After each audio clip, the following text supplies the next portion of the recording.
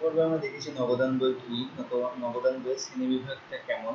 আজকে আমরা সেগুলো প্রত্যেকটা একটি উদাহরণের সাহায্যে আলোচনা করার চেষ্টা করব। হালকা কিছু হলেও আমরা ধারণা দেওয়ার চেষ্টা করব।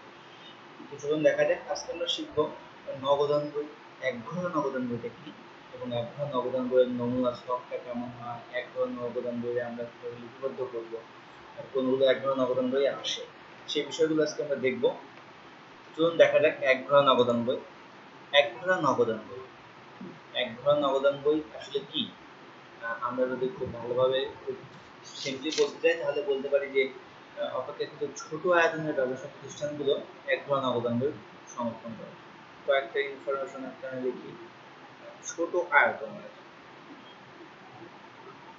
ছোট আয়তন, ছোট আয়তনের ব্যবসা প্রতিষ্ঠানগুলো এক ঘোড়া নগদান বই সমর্থন করে। আমরা আরেকটু ভাবে বলতে পারি যে যে সকল প্রতিষ্ঠান ব্যাংকের মাধ্যমে কোনোরূপ লেনদেন করে না, শুধুমাত্র নগদ অর্থের বিনিময়ে লেনদেন করে থাকে, তারা এক ঘর নগদান বই সংরক্ষণ করে। ব্যাংকের মাধ্যমে আসলে লেনদেনগুলো এখন অনেক নিরাপদ, এই কারণে অনেকেই এক ঘর নগদান বই সংরক্ষণ করে না। এক ঘর নগদান বইটা হচ্ছে শুধু নগদে লেনদেনগুলো আমরা লিপিবদ্ধ করব, আর এটা মূলত ছোট আয়তনের ব্যবসা প্রতিষ্ঠান যেগুলো আছে এগুলো এই এক ঘর নগদান বই ফলো করে থাকি। আমরা এখন এক ঘর নগদান বই আসলে ছকটা কেমন হয়, এক ঘর নগদান বইয়ের ছকটা আসলে কেমন হবে, আর এক ঘর নগদান বইয়ের উদাহরণ একটা লিখেছি, আমরা উদাহরণটা একটু পরে ছকটা দেখি আগে। আমি এখানে একটা ছক এঁকে রাখছি, এটা সম্পর্কে ধারণা নেই। এক ঘর নগদান বইয়ের ছকটা আসলে মূলত আমাদের যে হিসাবে টি ছকের মতো, অনেকটা না, সম্পূর্ণটাই এটা হচ্ছে টি ছকের মতো। এখানে ডেবিট পাশে 5টা ঘর থাকবে, এই ডেবিট পাশে 5টা ঘর, ক্রেডিট পাশে 5টা ঘর, মোট 10টি ঘর। এটাকে আমরা 10 ঘর নগদান বই বলতে পারি, 10 ঘর বিশিষ্ট নগদান বই বলতে পারি। তাহলে আমরা ডেবিট পাশে কি লিখবো? আমাদের যাবতীয় প্রাপ্তি সমূহ, আমরা যা যা পাবো সেগুলো সমূহ লিখবো। আর ক্রেডিট পাশে কি লিখবো? আমাদের যাবতীয় প্রদান সমূহ, এটা আমাদেরকে মনে রাখতে হবে। আমরা যা প্রদান করব, এখানে ডেবিট ক্রেডিট নির্ণয়ের চেয়ে আমাদের সবচেয়ে বড় কথা হচ্ছে আমরা যা পাবো বা আমাদের যা প্রাপ্তি হবে সেটা ডেবিট পাশে লিখবো, আমাদের যা প্রদান হবে সেটা ক্রেডিট পাশে লিখবো। এতটুকু মনে রাখলে নগদান বইটা করা আসলে আমাদের খুবই সুবিধা হবে। তারপরে নগদান বই আসলে কি হয়, এই এক ঘর নগদান বইটাতে কি করে সর্বদাই ডেবিট উদ্ধৃত প্রকাশ করে। আমাদের মনে রাখতে হবে সর্বদাই কি উদ্ধৃত প্রকাশ করে, নিচে রেখে ডেবিট উদ্ধৃত প্রকাশ করে, সর্বদাই ডেবিট উদ্ধৃত প্রকাশ করে, সর্বদাই ডেবিট উদ্ধৃত প্রকাশ করবে। মানে একটা কথা আছে কি, যে আমার হাতে যদি নগদ টাকা না থাকে তাহলে আমি নগদ টাকা খরচ করবো কি? এই জন্যই আমার প্রাপ্তির চেয়ে প্রদান কখনোই বেশি হবে না, এই জন্যই সর্বদাই ডেবিট উদ্ধৃত হবে, মানে সবসময় প্রাপ্তিটা বেশি থাকবে। তারপরে উদ্ধৃত নির্ণয়ের পদ্ধতি প্রতিদিনের টি ছকের মতোই, আমরা যেভাবে প্রতিদিনের টি ছকে হচ্ছে উদ্ধৃত নির্ণয় করেছি, ঠিক সেরকম ভাবে আমাদের এক ঘর নগদান বইয়ে উদ্ধৃত নির্ণয় করবো হচ্ছে টি ছকের মতো। তারপরে দেনা পাওনা নিষ্পত্তির সময় আমরা বার্তা মঞ্জুর বা বার্তা প্রাপ্তি, এগুলো আসলে এক ঘর নগদান বইয়ে আসে। এই হলো মূলত এক ঘর নগদান বইয়ের ব্যাপারটা। এখন আমরা আসলে একটা উদাহরণ যদি দিই, তাহলে ঘরটা সম্পর্কে আমরা একটু লিখি, ঘরে আসলে কলামগুলোর নাম কি হবে। প্রথমটা হবে তারিখ, আমি সংক্ষিপ্ত লিখতেছি তারিখ, এটাকে আমরা লিখবো প্রাপ্তি, কারণ যাবতীয় প্রাপ্তি সমূহ এর পাশে বসবে। এটা কি? রসিদ নাম্বার, প্রত্যেকটা নগদ লেনদেনের একটা রসিদ নাম্বার থাকে, এটা হচ্ছে রসিদ নাম্বার। আর এগুলোর প্রত্যেকটা হিসাব খতিয়ান পৃষ্ঠাতে যাবে বা খতিয়ান পৃষ্ঠাতে আসবে, সেটা হচ্ছে এখানে আমরা পরিমাণ লিখবো। পরিমাণটা কিসে আমরা ব্র্যাকেটে লিখবো, কারণ বিভিন্ন দেশের মুদ্রা বিভিন্ন রকম আছে, তো এই জন্যই আমরা পরিমাণ লিখবো। এপারে যা লিখছি ঠিক এপারে তাই হবে, তারিখ। এখানে শুধু আসে হবে প্রদান, কারণ আমরা তো প্রদান করছি, এপাশে প্রাপ্তি সমূহ, এপাশে প্রদান সমূহ, একই রকম। এখন প্রদান করতে গেলে আমাদের কি লাগে? যখন আমরা পাবো তখন লাগবে হচ্ছে রসিদ, আর যখন আমরা প্রদান করবো তখন লাগবে হচ্ছে ভাউচার। রসিদ ভাউচার কি এগুলো আমরা আগে দেখছি, ভাউচার নাম্বার। আর ফুটের পৃষ্ঠা ঠিক থাকবে। এই দুটো যেন ভুল না হয়। প্রাপ্তিতে রসিদ নাম্বার, প্রদানে ভাউচার নাম্বার। এখন এখানেও ক্রেডিটে, এখানে টাকা, পরিমাণ টাকা।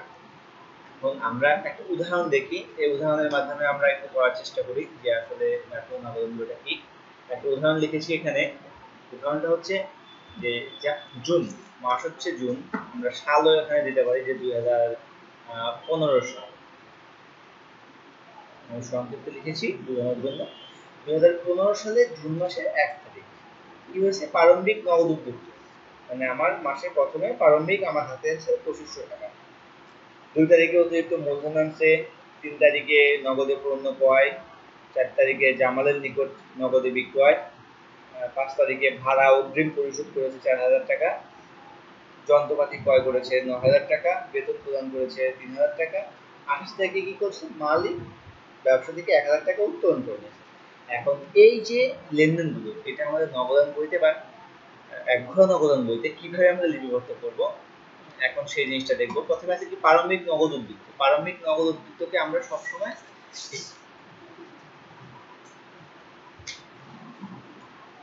ডেবিট, এখন যাই তাহলে প্রথমটা কি আছে, প্রারম্ভিক নগদ উদ্বৃত্ত। প্রারম্ভিক নগদ উদ্বৃত্ত প্রথমে তারিখ দেব 2015 সাল জুন মাসের 1 তারিখ, ব্যালেন্স এভাবে আমরা লিখব।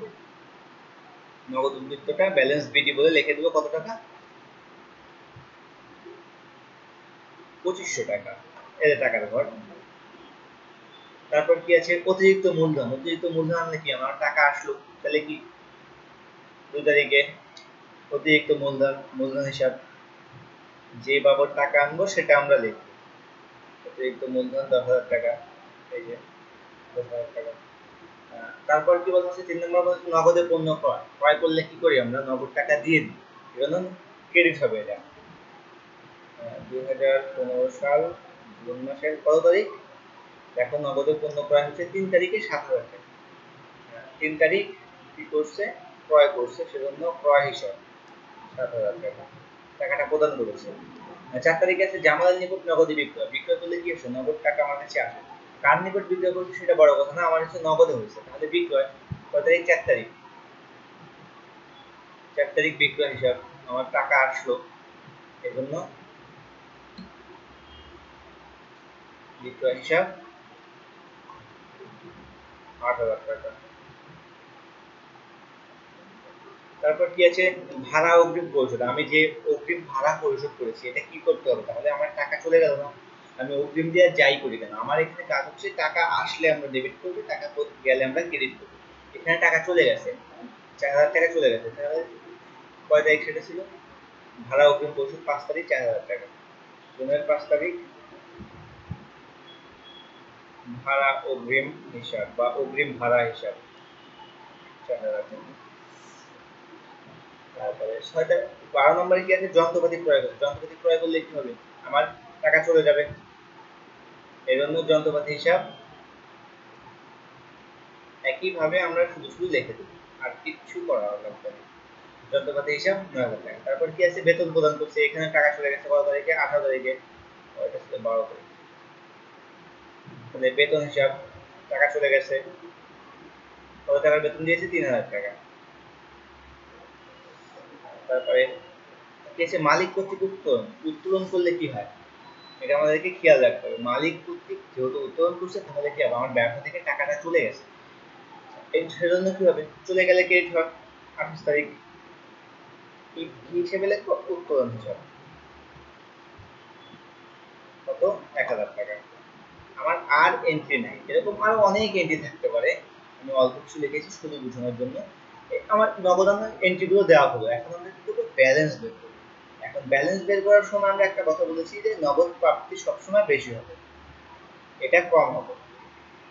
তাহলে আমরা এই পাশটা আগে যোগ করবো, কত আছে, ব্যালেন্স বেরিয়েছিল 2500, 10 আর 18,000, 20,500,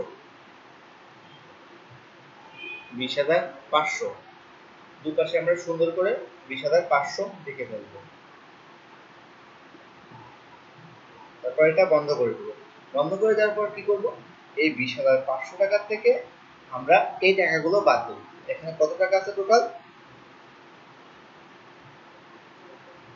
7 7 13 13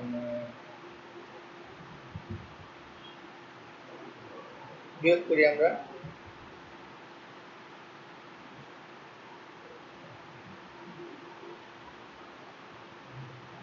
বিয়োগ করলে আমাদের বাকি থাকে 5,500 টাকা শর্ট করে। এটাই হচ্ছে আমরা কি করব মাস শেষে, জুন মাস কত তারিখে? জুন মাস হচ্ছে 30-এ, সেজন্য লাস্ট মাসের শেষ তারিখ দিয়ে আমরা এটাকে ব্যালেন্স সিডি লিখব। ব্যালেন্স সি অবলিক ডি, এটা আমার ব্যালেন্স সিডির টাকা। এই টাকাটা কি হবে? পূর্বে আমরা শিখছি পরবর্তী মাসের শুরুতে যে এই টাকাটা হয়ে যাবে কি ব্যালেন্স বিডি।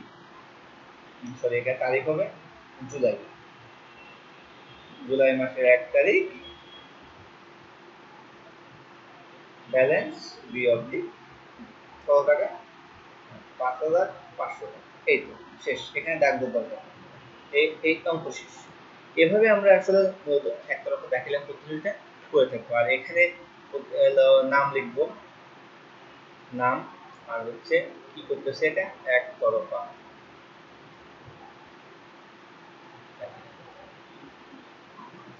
বা একতরফা নগদান বই।